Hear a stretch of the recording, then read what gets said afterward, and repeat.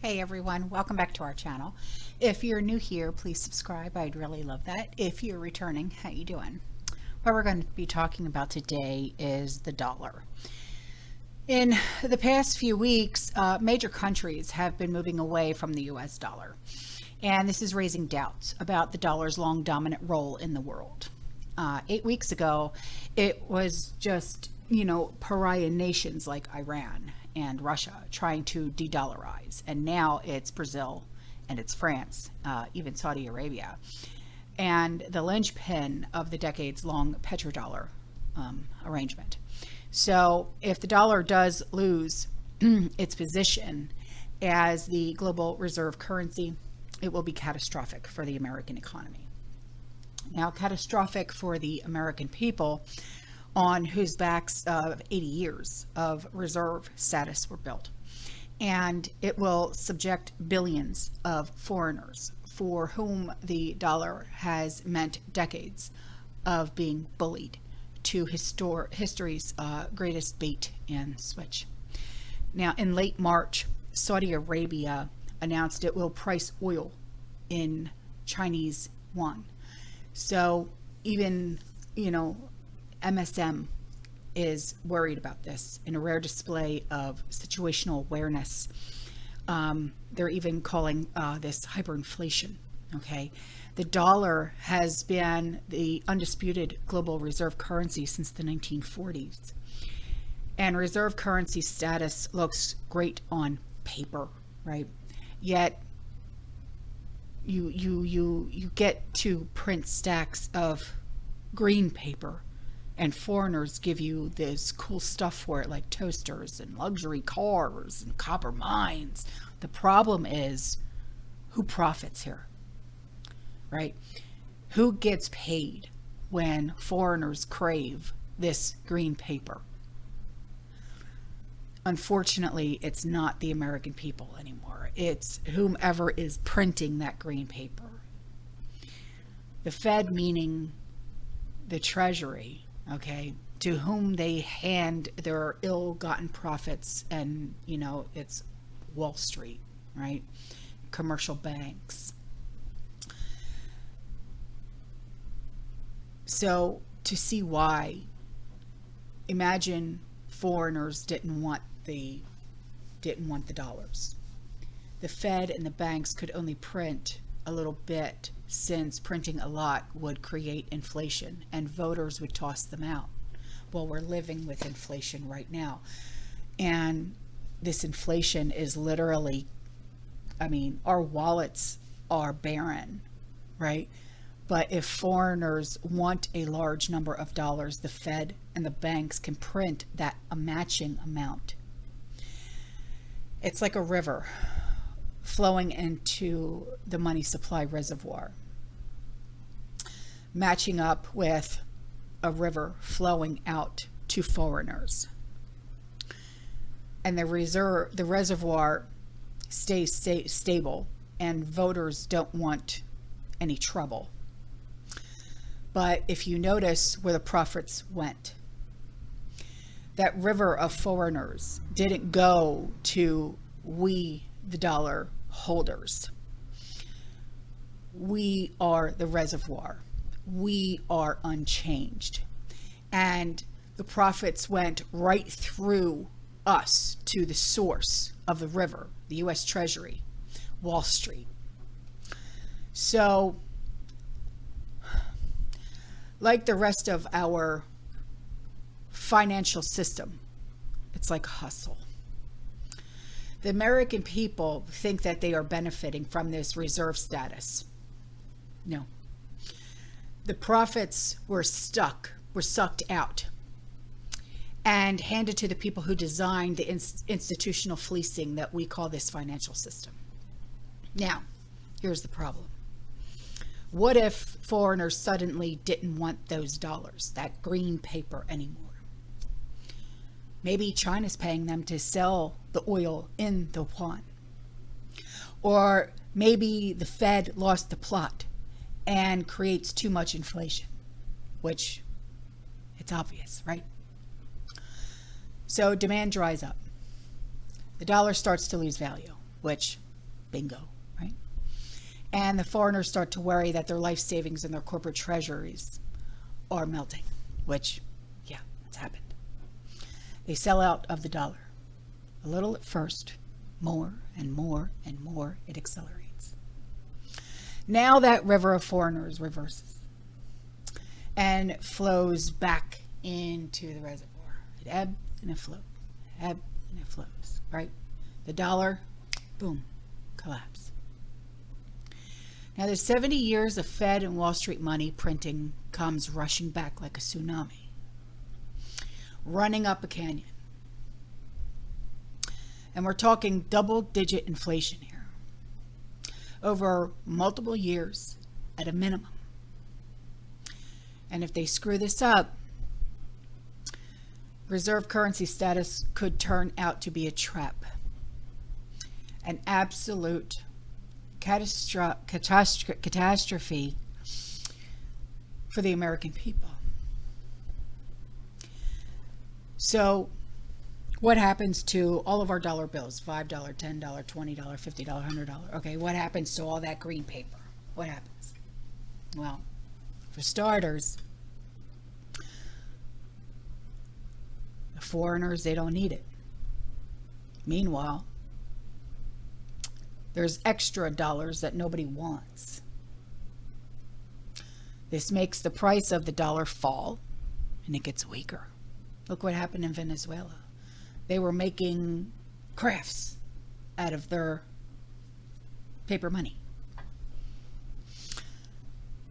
It's usually very slow at first, then it picks up speed as it keeps going, like a boulder rolling down the mountain. Okay. A progressive rush for the exits. This is because the first ones out only lose a little bit, little by little by little by little, but the longer they wait, the more they lose. Who's left holding that bag as the dollar becomes increasingly worthless? Well, that answer is simple. It's easy. Us, the Americans. The only people on earth who are actually obligated to use that US dollar. And that's thanks to obscure law passed in 1862 as a wartime emergency that nevertheless managed to stick around for 151 years. So, Americans, we have no choice. We have no choice unless you swapped out your dollars for gold or Bitcoin if you were eager to, jump on that, which not a lot of us were. Or if you literally have assets, or if you have like livestock, or you literally just go down with the ship. So what happens to those Americans? A failing dollar or a falling dollar drives up the price of everything that comes into America. Okay, not that goes out, that comes in. But it also drives up the price of anything that's traded on the world markets. Meanwhile, the raw materials and imported components that drive American factories and sustain American consumers, the first to jump would be gas. Why? We all need that for our cars. Go to work, go to school, right? Heating fuel, food prices. Got to stay warm in the winter, got to feed our families, right? All of those are world markets, along with prescription meds. How many are you on? Me? 13. Okay. Since China has a creeping it's weird, honestly, if you ask me. It's like they've got this stranglehold thanks to our idiotic over-regulation. Now, this is more or less true for every consumer product that China dominates, okay? We shot ourselves in the foot. We did. And now it's coming back to bite us in the arse. And now those expensive commodities and the inputs prices pour out through those supply chains. Remember all the supply chain, okay, that we were talking about back in 2020, 2021, okay, with all the ships that were stuck, okay? Now, yanking prices up in industry after industry, cars, construction materials, like steel, concrete, clothes, furniture, TV, computer, medical devices, okay?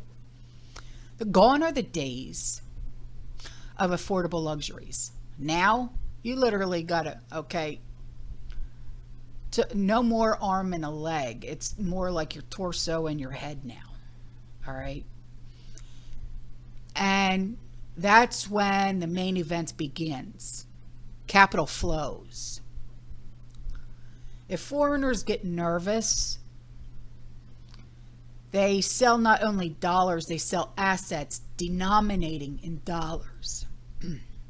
And when I say foreigners, I'm not, saying, I'm talking about the people that run these other countries, okay? The ones that make things work for their countries, okay? The leaders, all right? Now, starting with the most liquid, stocks, bonds, treasuries. These are easy to trade. IBM stock is easier to sell than Taiwanese factory in Wisconsin, so they go first. Okay? Now, about 40% of American stocks are owned by foreigners and about 1/3 of corporate bonds. If foreigners start fleeing both plunge, this could cut your 401k, for crying out loud, almost in half. And it could drive up borrowing cost for companies to impossible levels, leading to mass. And this is the scary part, because you never realize, because this is going to lead to mass bankruptcy of top of the wave bankruptcy. The Fed is already engineering to try and stop the inflation as it starts, okay? It doesn't stop there, though. 1/3 of the U.S. treasuries are owned by foreigners. Over $8 trillion in bonds. If foreigners start dumping those, it will either send U.S. government debt service soaring by potential hundreds of billions of dollars every single year, or much more likely, it forces the Fed to step in and buy up all of that foreign demand, flooding yet more trillions of dollars into the economy. And this would flip inflation overnight, marching back towards double digits. So, in conclusion, there are ways to stop this, but given the fact that the debt ceiling is raised, again, okay, paired with the obsession with sanctions that scare foreign countries off of the dollar, Washington isn't remotely close to the serious thinking that it will take to right the wrong and right the ship. Losing reserve currency status would savage the American economy, and it would savage the American people as well. No country needs reserve currency status. After all, it doesn't benefit the people at all whatsoever. But like climbing a cliffside with no gear, once you go halfway, don't ever let go. But this is why we live the lifestyle that we live. This is why we are of the prepared mind. This is why we stock up, why we live minimalist lives, why we don't have luxury this, luxury that, luxury this, luxury that, because we know the importance and we have the certain priorities in place. So when this does finally hit, and we know how to survive. So if there is an SHTF situation, we would just literally look at each other and be like, okay, this is what we have to do now. You know, we're not one of those, oh my God, I can't go to Starbucks now. Oh my God, I can't get my hair did, my nails did. Oh my God, I'm gonna do it. You know, we're not one of those. You know, we would just go about because we've got what we need in order to move on. So, okay, I'm out of here. I'll see you in the next one. You stay safe, you stay positive, you keep prepping, and as always, fear less. Ciao.